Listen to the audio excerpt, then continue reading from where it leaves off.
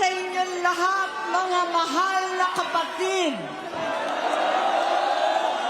Ka-Israel, ka-Bien, ka-Erds, ka-Arnel, lahat ng ating minamahal na kapatid. Higit sa lahat ang classmate ko mula Congress hanggang Senado, Senador Manong Dante Marcoleta. Napakahirap po ang pumunta, tumayo at magsalita sa inyong harapan. Pero noon pa man, alam kong walang madali kapag ikaw ay Marcos. Nanginginig ako at ang aking boses, hindi dahil ako'y natatakot sa inyo, kundi dahil nalulungkot po ako.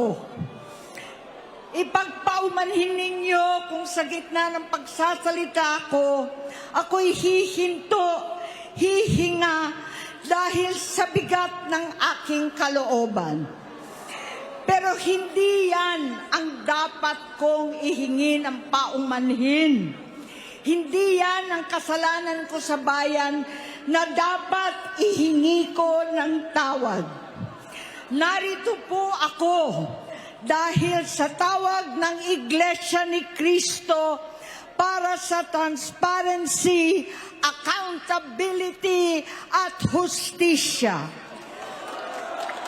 At dahil sa tawag ng sarili kong konsensya, bilang senador, bilang kapatid, bilang Pilipino. Bata pa lamang kami ni Bongbong. Alam na ng buong pamilya ang problema sa kanya.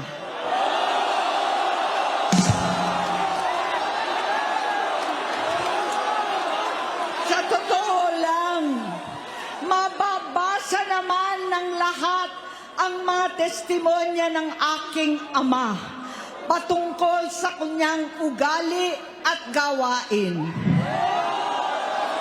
Noon, dahil may tatay pa kami, hindi ko pa siya responsibilidad.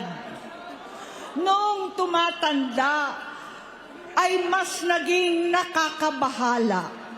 Batid ko na nagda-drug siya.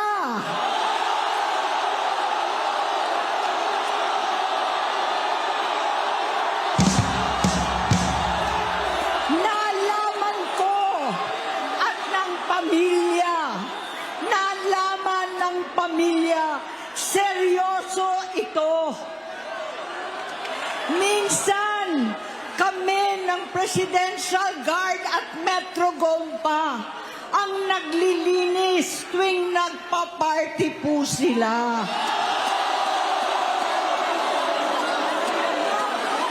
Namuhay kaming magkakapatid sa ibang bansa. Kami-kami lang. Kinumbinsi ko pa si Bongbong, pakasalan mo na si Lisa. Naisip ko noon, kapag nag-asawa siya, malalagay na sa tahimik at magkakaroon ng direksyon. Ang laki ng pagkakamali ko. Mas lumala ang kanyang pagkalulong sa droga.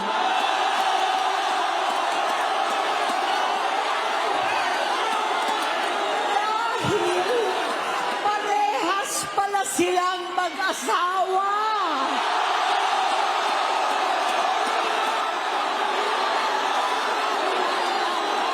Naging gobernador siya ng Ilocos. Alam ng mga tao doon na halos hindi siya pumapasok. Tuwing kukumprontahin ko siya, ay nagsasabi siyang magbabago na siya, aalisin na niya ang bisyo. hanggang sa may nagsumbong na naman sa akin na sa paggising pa lang sa umaga, kasabay ng almusal, marijuana pala.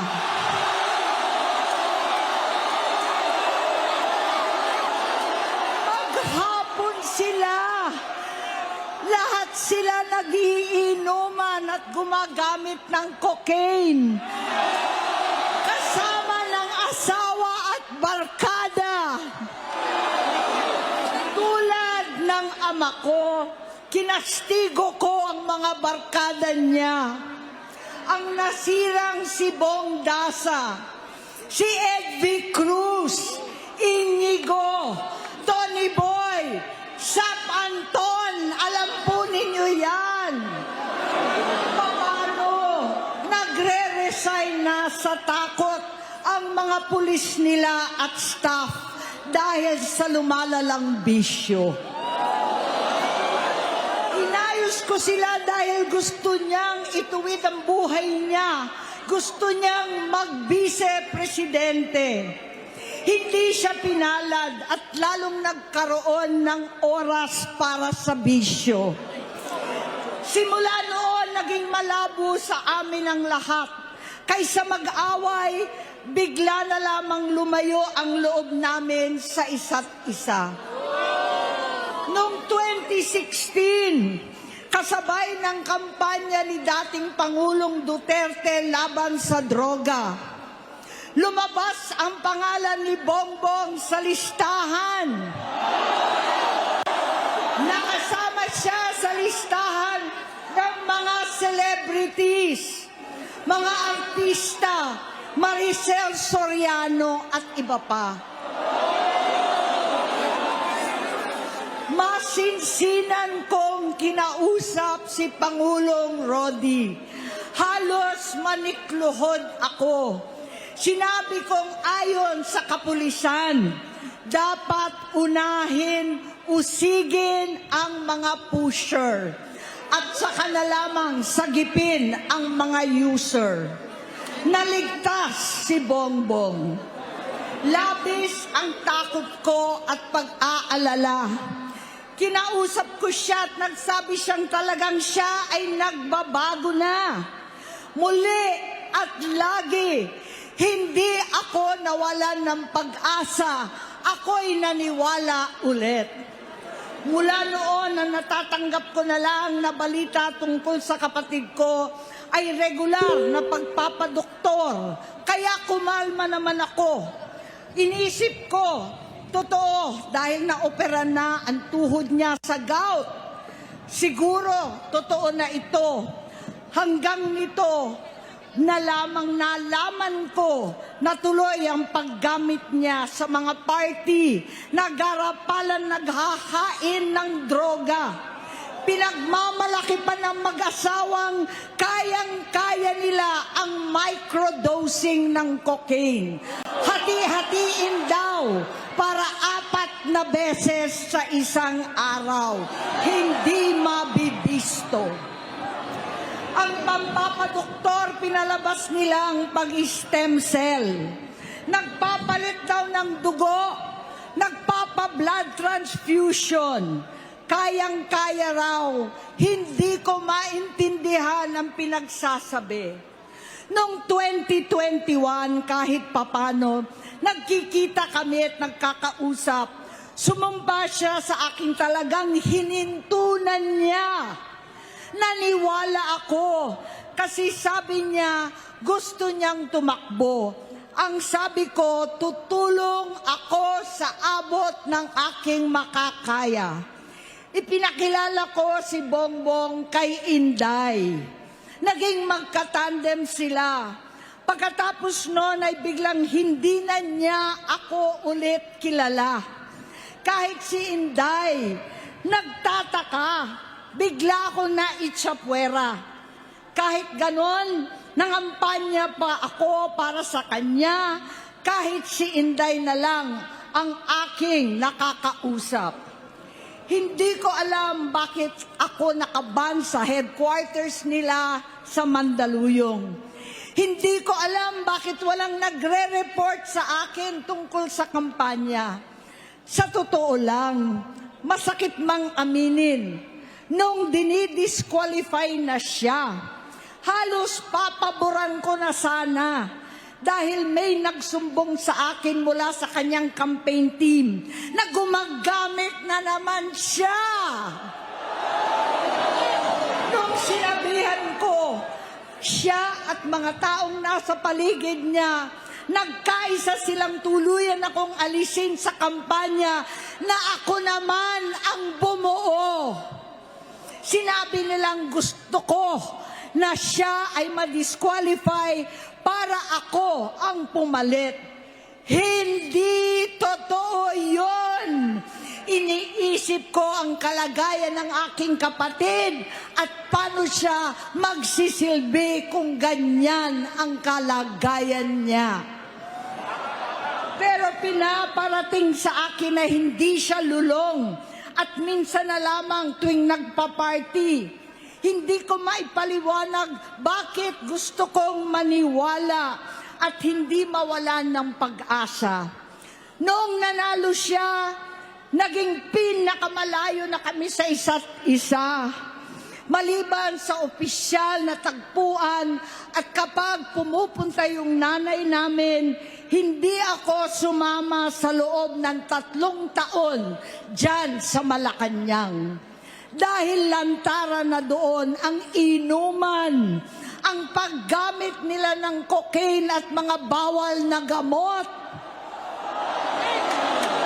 Hindi ba ninyo nakikita, naririnig, kakaiba na siya magsalita. Hindi na maintindihan kung ano-ano na ang sinasabi at wala na sa sarili. Nagtatago sa kabaitan niya ang pang-aabuso niya sa droga. At nagbunga na ito ng mga nakakapinsalang maling desisyon. Hinayaan niyang kumilos ang mga nakapalibot sa kanya. Yung mga umaastang presidente habang nilululong siya ng mga ito. Hindi na kami nagkausap. Sa harap ng publiko, pinipilit kong magmukha kaming maayos. Pero wala na kaming koneksyon. Hindi ko hinihiling na maunawaan ninyo ako, lahat kayo. Sa palagay ko, ang makakaunawa lamang sa akin ay ang mga pamilyang may pinagdaanan sa adiksyon, sa inom, sa sugal, sa alak, sa bisyo, higit sa lahat, sa droga. Pag hindi ko siya nakakasama, buong aking loob na ipasok sa institusyon, ipagamot, iparehab ko na yan. Pero tuwing maghaharap kami noon, hindi kaya ng aking kalooban na gawin yon. Tuwing magsasabi siya sa akin na magbabago na siya, hindi ko siya kayang tiisin. Hindi ko kayang ipagkait sa kanyang pagkakataon at pagbabakasakali. Umaasa ako at laging nananalangin na sana, oo nga, nagbago na siya. Hanggang dumating ang 2024 at 2025, yung bisyo niya na ang dahilan ng pagbaha ng korupsyon, kawalang direksyon, at maling-maling mga desisyon. Walang accountability, wala nang hustisya. Hindi na pinapaalam sa kanya ang mga pangyayari. Sinamantala ng mga ito ang paggamit niya ng droga. Kinangkam na nila ang kaban ng bayan, habang ang mga dating tumatawag sa amin ng magnanakaw ay nakakita ng pagkakataon sirain ang lahat. Nagagamit na nila si Bongbong para sirain si Inday. Itinutulak pa nila si Bongbong at ang bayan sa bangin para umastang tagapagligtas. Mula sa pagtraidor at pagpapahamak kay VP Inday, sa confidential funds na kung tutuusin ang galing naman sa opisina ng Pangulo, hanggang sa pagpadukot sa dating Pangulong Duterte para itapon na lamang sa ibang bansa. Ang kabaitan ni Bongbong ay naging kalupitan.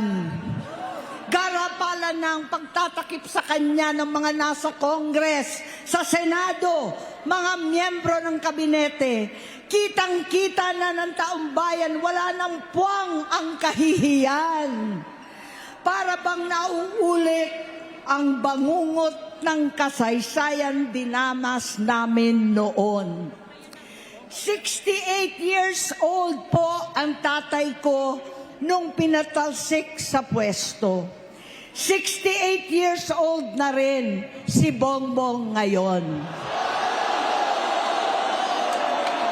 November 17 din, noong 2021, nung nakumbinsi ko si Inday na magbise kay Bongbong.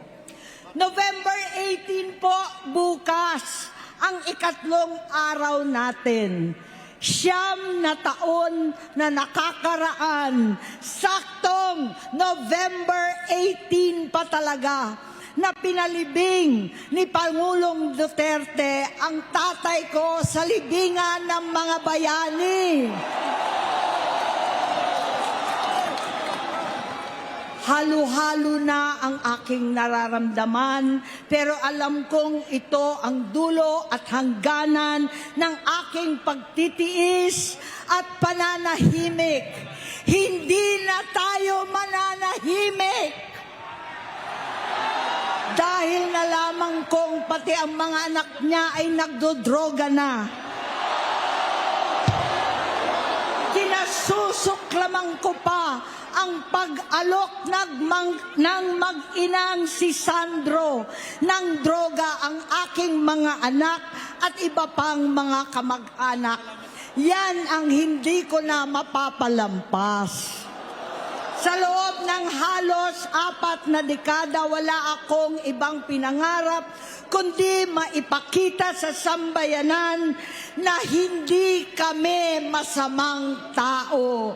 Hindi masama ang pamilya Marcos. Gusto kong ibangon ang dangal ng aking ama. Sa pamamagitan na nagpagtatrabaho para sa bayan, sinikap kong maging mabuting gobernador, kinatawan, senador. Hindi ako halos nagpapahinga para makapag-iwan sana ng legasiya na kapag sinabing Marcos, nabawi na namin ang tingin sa nakaraan. Ngunit sa kagustuhan kong maging responsableng anak, matupad ang pangako ko sa aking ama, nabigo akong maging mabuting kapatid. Naging mahina ako kay Bongbong. Sa kapulisan at sundalo, sa lahat ng mga leader at tagapagpatupad ng batas, siya ang Pangulo natin ngayon. Sinabi ko kung anong kalagayan niya ngayon. Tulungan niyo akong mapabuti ang kanyang kalagayan. Tulungan niyo akong matulungan siya. Hindi niya ako kalaban.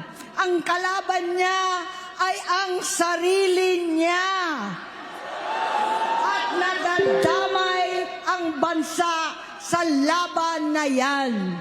Bilang senador at lingkod bayan, batid ko ang mga problema at gaya ng bayan, alam ko rin ano ang solusyon.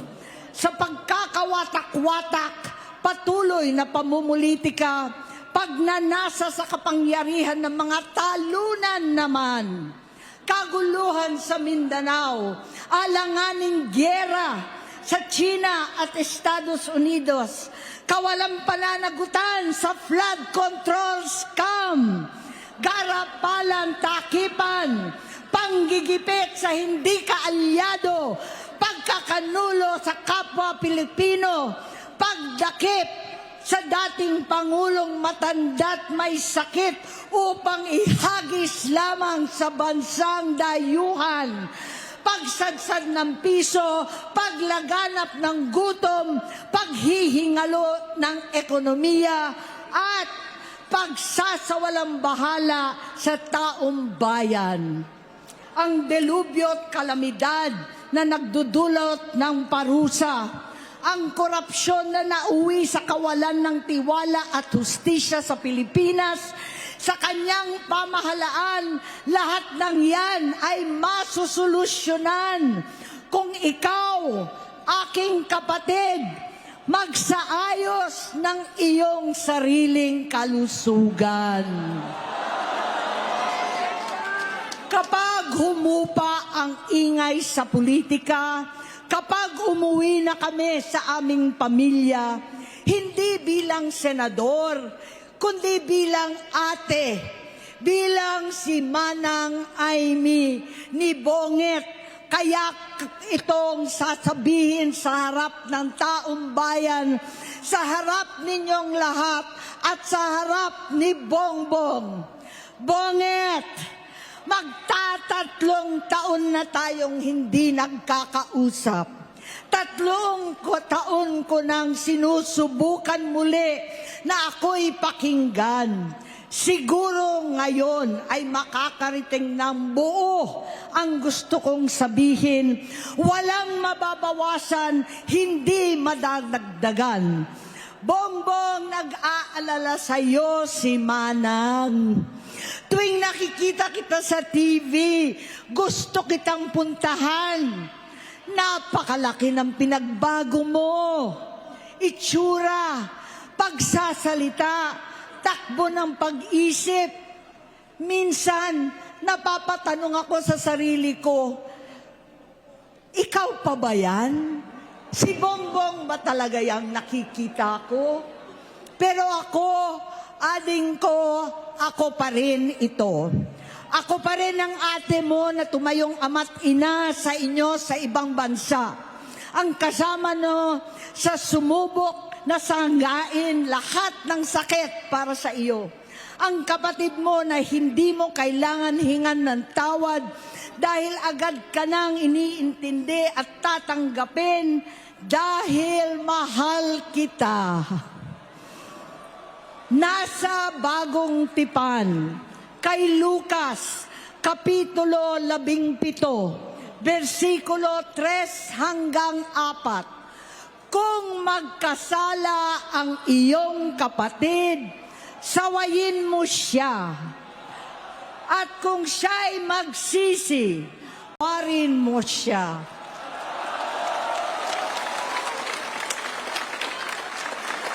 Tama na, ading ko.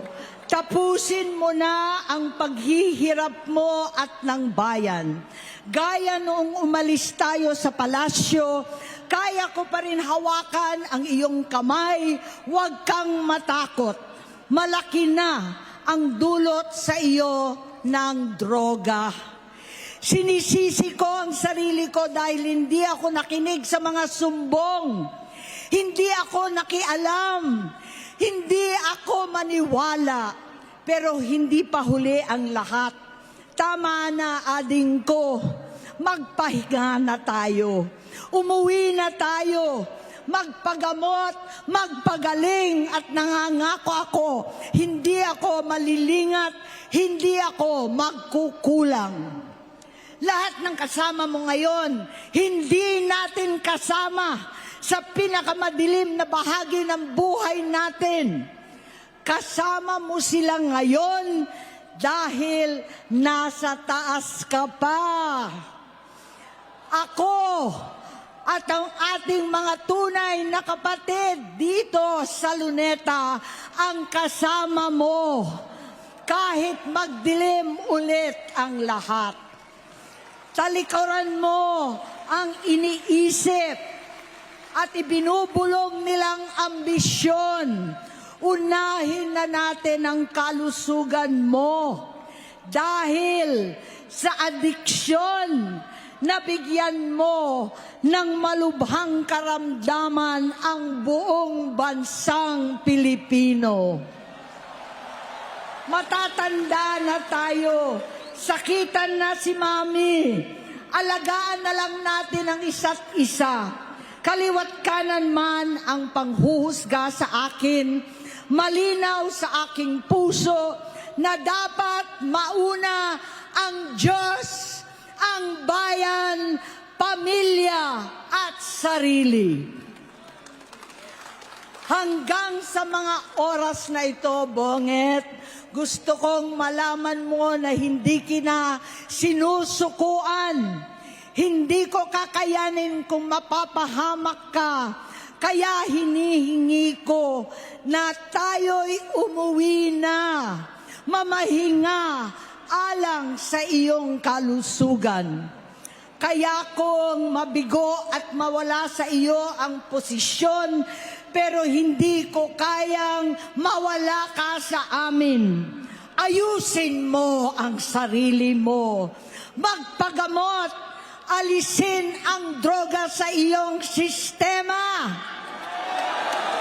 Wala akong ibang gusto, kundi gumaling ka, malampasan natin ito muli. Dahil wala akong ibang hinahangad bilang ate, kundi maging masaya ka, maging ligtas sa panganib, malusog, matagumpay sa buhay. Itama ang mali, labanan ang adiksyon, at ako hindi kailanman aalis sa iyong tabi. Susuporta at hindi titigil manalangin kasama ninyo dito sa Luneta at sa buong mundo.